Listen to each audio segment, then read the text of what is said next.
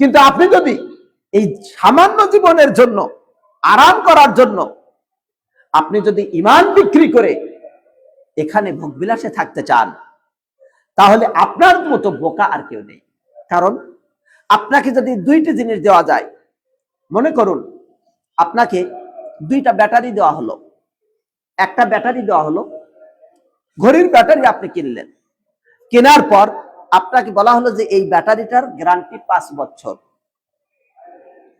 আর এই ব্যাটারিটা দাম কম বটে, কিন্তু এটা যে কোনো মুহূর্তে নষ্ট হতে পারে, অথবা উভয় ব্যাটারি একই দাম, কিন্তু একটার গ্যারান্টি আছে আর একটার গ্যারান্টি নাই।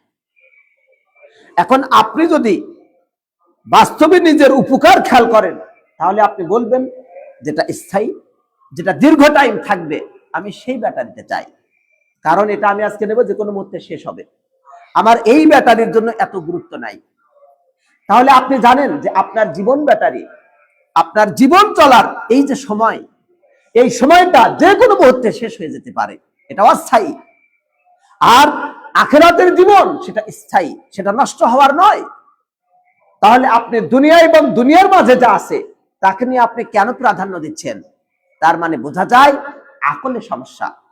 প্রকৃতপক্ষে যেটা চালাকি সেটাকে আমরা মনে করি বোকামি, আর যেটা প্রকৃতপক্ষে বোকামি সেটাকে আমরা মনে করি চালাকি।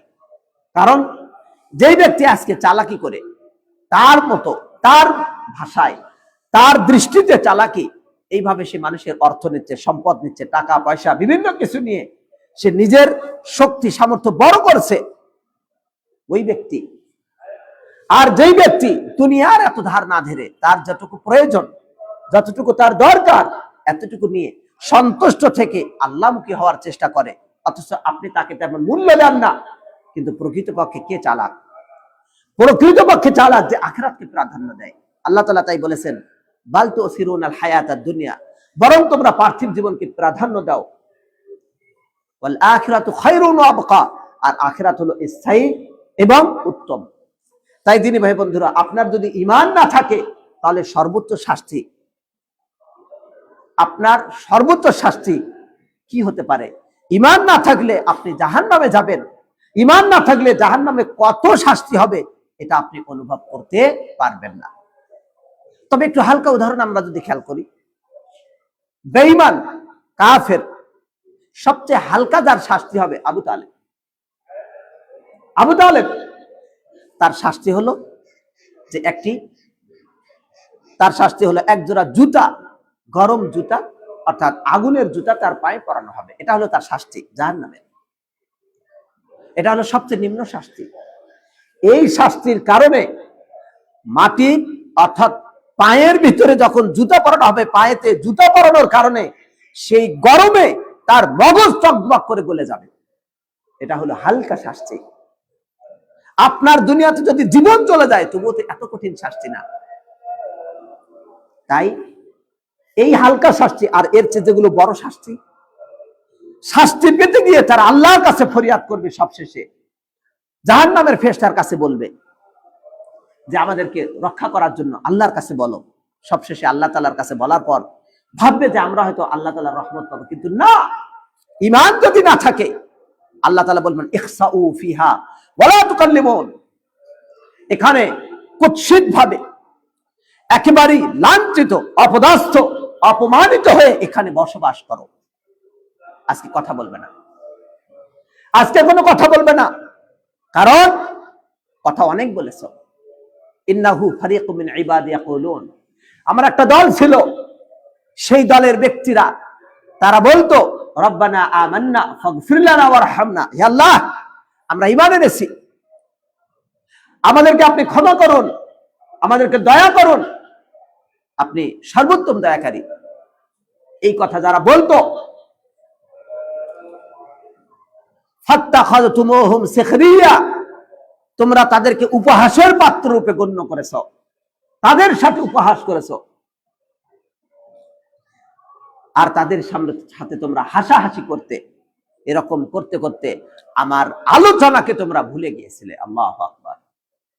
তাই আল্লাহর আলোচনা শুনলে যদি আপনার ঈমান বৃদ্ধি না হয়, তাহলে আপনি সেই দিনের জন্য অপেক্ষা করুন যেদিন কথা বলে কোনো কাজ হবে না, তাই ঈমান এর অন্যতম বৈশিষ্ট্য যে আপনি আল্লাহর সম্পর্কে জানলে পরে আপনার ঈমান বৃদ্ধি পাবে, আপনি আল্লাহকে স্মরণ করবেন।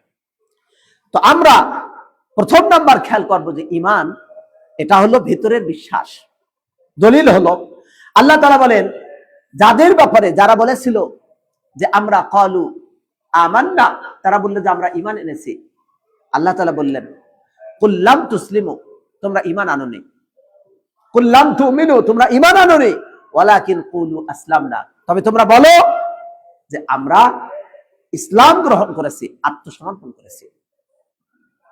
তাহলে বোঝা যায় যে কিছু কিছু কাজ করলেই, কথা বললেই ঈমান হয় না। ঈমান অন্তরের ভিতরে দৃঢ় বিশ্বাস থাকতে হবে, এটা দলিল। অনুরূপ ভাবে আপনি যদি খেয়াল করেন যে ঈমানের মাঝে যা রয়েছে এর জন্য অবশ্যই দরকার যে সেই কথার সাথে কাজ থাকতে হবে। কেউ যদি অন্তরের বিশ্বাস না করে তাহলে সেই ব্যক্তি ঈমানদার হতে পারবে না। দ্বিতীয় নম্বর যেটি মুখ দ্বারা উচ্চারণ করতে হবে তার দলিল। এই মুখ দ্বারা উচ্চারণ করার ক্ষেত্রে তার মুখে কথা বলার যোগ্যতা থাকতে হবে। যদি বোবা হয় তাহলে সে তো মুখ দিয়ে বলতে পারবে না, তাহলে তার জন্য আল্লাহ তাআলা ক্ষমা করতে পারেন। কিন্তু যার মুখ দিয়ে বলার ক্ষমতা আছে, কথা বলার যোগ্যতা আছে, অবশ্যই তার মুখ দিয়ে উচ্চারণ করতে হবে, বলতে হবে লা ইলাহা ইল্লাল্লাহ। যদি না বলে তাহলে সে মুমিন বলে বিবেচিত হবে না। দলিল রাসূলুল্লাহ সাল্লাল্লাহু আলাইহি ওয়াসাল্লাম বলেছেন, যেটি বুখারীর হাদিস, উমিরতু আন উকাতিলান নাস হাত্তা ইয়াশহাদু আল্লা ইলাহা ইল্লাল্লাহ, আমাকে আদেশ দেওয়া হয়েছে তাদের সাথে যুদ্ধ করার যারা আল্লাহর সাক্ষ্য দেয় না, যতক্ষণ না তারা বলবে লা ইলাহা ইল্লাল্লাহ। এই সাক্ষ্য দেওয়ার আগ পর্যন্ত তাদের সাথে আমার যুদ্ধের আদেশ দেওয়া হয়েছে।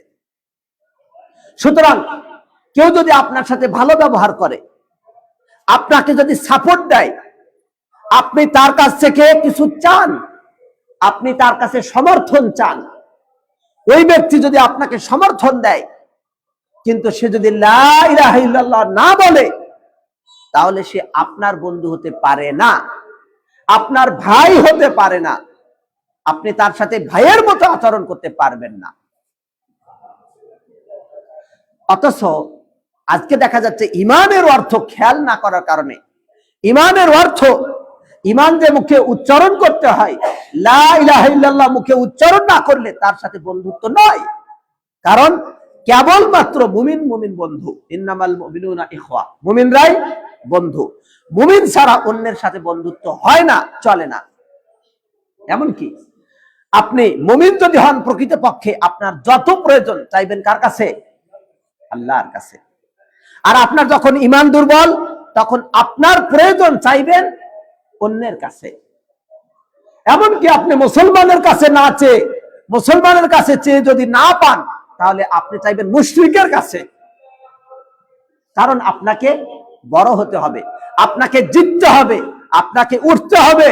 আর এই উঠা তার কাছে আপনি চাচ্ছেন, আপনি হাত পাতেন আরেকজনের কাছে, অথচ সে বলেন লা ইলাহা ইল্লাল্লাহ। আপনি তার সাথে মুমিনের মতো ব্যবহার করছেন, এমনকি কখনো কখনো মুমিনের কষ্টে আপনি তার প্রতিরোধ করতে আপনি ভয় পাচ্ছেন। কেন?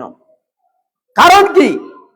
কারণ আপনি জানেন না, আপনি খেয়াল করেননি যে ঈমান এটি প্রকৃতপক্ষে লা ইলাহা ইল্লাল্লাহ মুখে না বললে সে মুমিন হয় না, সে আমার প্রকৃত বন্ধু হতে পারে না। তাই দ্বিতীয় নাম্বার, নবী সাল্লাল্লাহু আলাইহি ওয়াসাল্লাম বললেন তার সাথে আমার যুদ্ধ। আপনি যুদ্ধ কোথায় করবেন? আপনি তাকে তেল দিতে যাচ্ছেন, তাকে আপনি মালিশ করতে যাচ্ছেন, তাকে আপনি সহানুভূতিতে দেখা যাচ্ছেন, আপনি তার কাছে গিয়ে তার কাছে আপনি আপনার সমর্থন ভিক্ষা করছেন, হতে পারে না, এটার নাম ইসলাম না। তাই নবী সাল্লাল্লাহু আলাইহি ওয়াসাল্লাম বললেন আমাকে আদেশ দেওয়া হয়েছে যতক্ষণ না তারা বলবে লা ইলাহা ইল্লাল্লাহ আমি যুদ্ধ চালিয়ে যাব।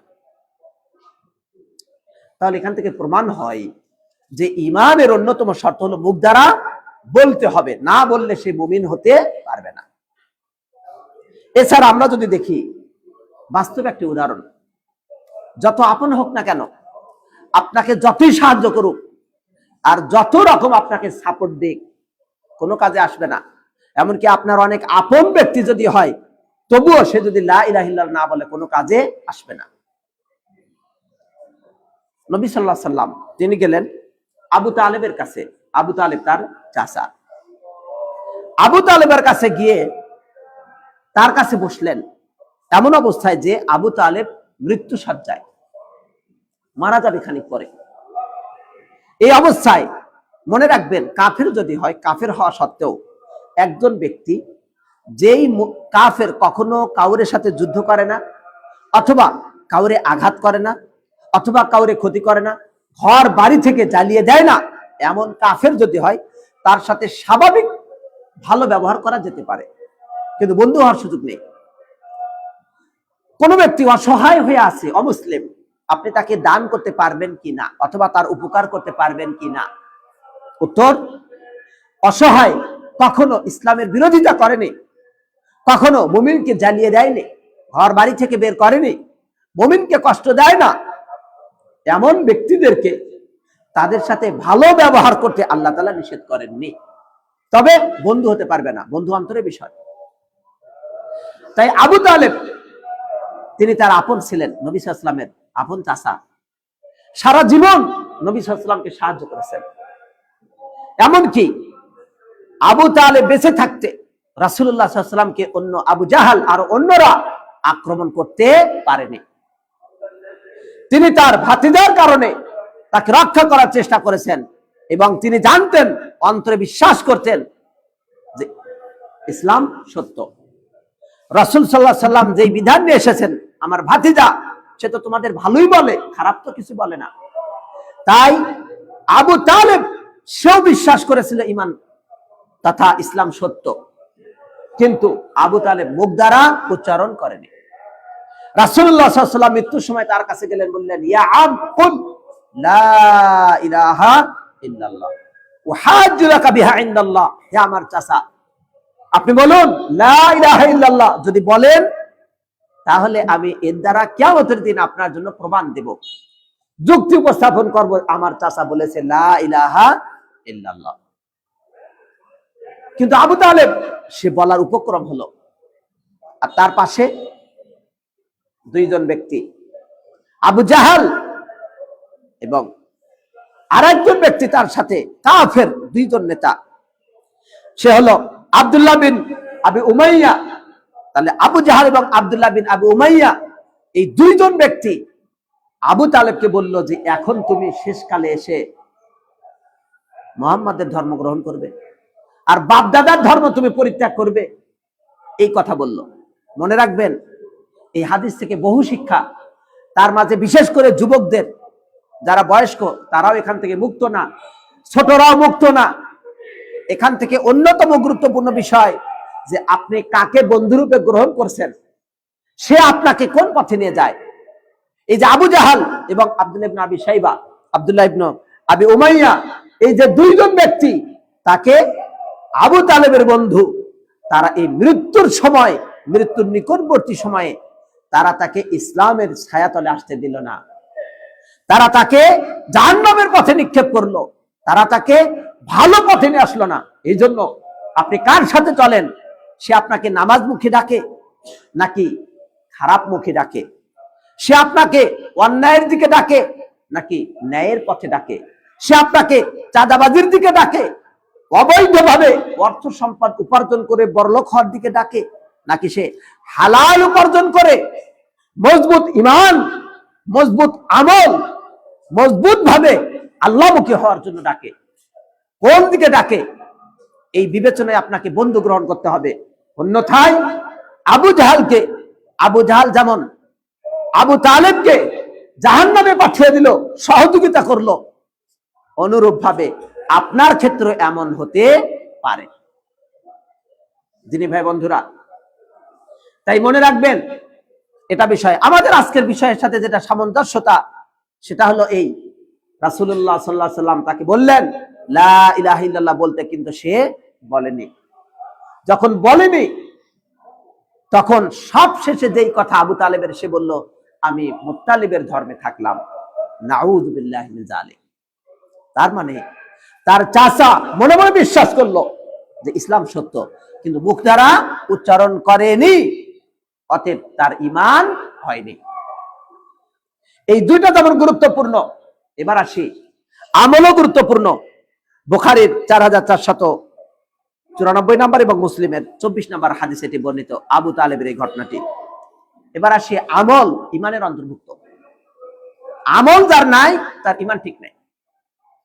যেমন আপনি প্রথমটা মানলেন, দ্বিতীয়টা মানলেন যে মুখ দ্বারা লা ইলাহা ইল্লাল্লাহ বললে কি হবে, না বললে ইমান হবে না। অনুরূপ ভাবে আমল যদি ঠিক না থাকে তাহলে ইমান হবে না।